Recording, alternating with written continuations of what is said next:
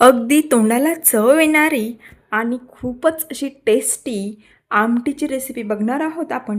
थंडीच्या वेळेत मस्त हिरव्यागार तुरीच्या शेंगांच्या दाण्यांची ही आमटीची रेसिपी आपण बघणार आहोत. बघा, थंडीचे दिवस आहे, छान तुरीच्या झाडाला शेंगा आलेल्या आहे आणि मार्केटमध्ये सगळीकडे अवेलेबल आहे.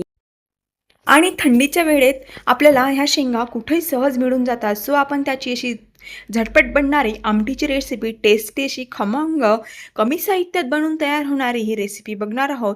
आणि अशी झटपट बनवून तयार होते आणि तोंडाला खूप छान स्वाद येतो. सो चला बनवूया, रेसिपीला सुरुवात करूया. इथे मी एक मोठा कांदा घेतलेला आहे. कांदा छान असा भाजून घ्यायचा आहे खमंग तव्यावर. आणि त्यामध्ये आपण काही स्पायसी मसाले ॲड करणार आहे, जास्त नाही. सो फक्त धने वगैरे असं. इथे मी 7-8 तुकडे घेतले खोबऱ्याचे आणि 2 इलायची घेतलेल्या आहे. आणि अगदी आपण प्रसाद देतो हातावर तेवढे आपण धणे घेतलेले आहे. सो हे मस्त असं तव्यावर आपल्याला खमंग भाजून घ्यायचं आहे.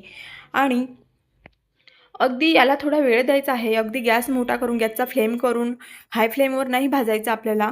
खमंग असं हे शांततेत भाजून घ्यायचं आहे. आणि बघा, हे भाजून झालेलं आहे.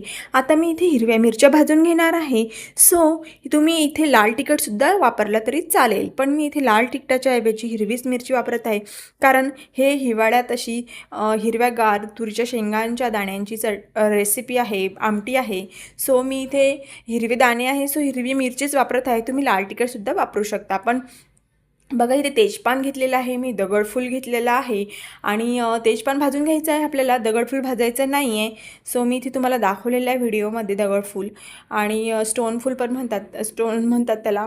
सो बघा, अशा हिरव्या मिरच्या भाजून घेतलेल्या आहे. आणि त्यानंतर आपल्याला हे दाणे भाजून घ्यायचे, तुरीच्या शेंगांचे हिरवेगार दाणे.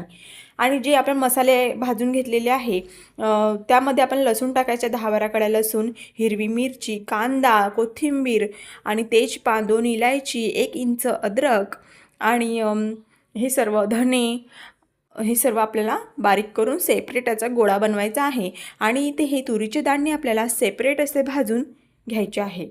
बघा, दाण्याला डाग पडेपर्यंत दाणे आपल्याला खमंग असे भाजून घ्यायचे आहे.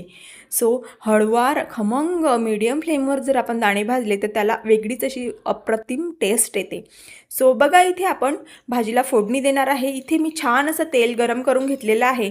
त्यामध्ये आपण जो मसाला बारीक केलेला आहे, धने, कांदा, खोबरं, लसूण, अद्रक, हिरवी मिरची, तेजपान, स्टोनफूल, इलायची, हे सगळं आपल्याला बारीक करून घेतलेलं आहे आपण. हे आपल्याला कढईमध्ये तेलामध्ये फ्राय करून घ्यायचं आहे. हे अगदी जोपर्यंत फ्राय करायचं आहे आपल्याला, तोपर्यंत याला तेल यामधून रिलीज होत नाही आणि आपला हा मसाला गोळा कढईला चिटकत नाही, तोपर्यंत आपल्याला हा मसाला फ्राय करून घ्यायचा आहे. आणि कंटिन्यू चमचा फिरवत राहायचा आहे, जेणेकरून आपला गोळा खाली कढईला लागणार नाही आणि त्याचा जळलेला जळका वास आपल्या आमटीला येणार नाही, याची काळजी घ्यायची आहे. त्यानंतर मसाला फ्राय करून झाल्यानंतर इथे आपण असे अर्धवट बारीक केलेले तुरीचे दाणे टाकून घेणार आहे. हे दाणे आपण भाजून घेऊन अर्धवट असे मिक्सरला फिरवून घेतलेले आहे. आणि अशा पद्धतीने आपण हे फिरवलेले बघा दिसत असेल तुम्हाला. हे मिक्स करून घ्यायचे आहे आणि यामध्ये आपण गरम पाणी सोडणार आहोत. गरम पाणी सोडायचं, त्याने आपली भाजी खमंग, तेज, स्वादिष्ट अशी होते. थंड पाणी जर टाकलं तुम्ही तर आपली भाजी छान अशी खमंग होत नाही. भाजीची चव अशी टेस्टी, चांगली फोडणी बसल्यासारखी टेस्टी भाजी होत नाही. सो गरम पाणी टाकायचं. गरम पाण्यामुळे भाजीवर असा तेलाचा तवंगसुद्धा येतो. सो अशा प्रकारे आपली आमटी बनवून झालेली आहे. या आमटीमध्ये व्यवस्थित जेवढं आपल्या आवडीनुसार आपण यात पाणी ॲड करून घ्यायचं आहे.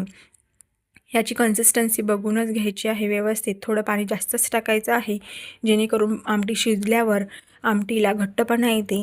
सो पाणी 1 कप शिल्लकच टाकायचं आहे आपल्याला. त्यानंतर इथे चवीनुसार आपण मीठ टाकून घेणार आहे आणि आमटीला छान अशी उकळी काढून घ्यायची आहे. 2-3 छान अशा आमटीला उकळ्या काढून घ्यायच्या आहे. आणि त्यानंतर बघा, आपली खमंग आमटी ही बनवून तयार होते. ही आमटीची रेसिपी तुम्ही नक्की एकदा ट्राय करा आणि मला कमेंटमधून कळवा की तुमची पण आमटी अशीच खमंग, स्वादिष्ट, खूप टेस्टी अशी जिभेला चव येणारी झाली आहे का म्हणून. आणि माझा व्हिडिओ आवडला तर तुमच्या मैत्रिणींना, रिलेटिव्हजना नक्की शेअर करा आणि माझ्या चॅनलला लाईक करा, शेअर करा आणि सबस्क्राईब करा.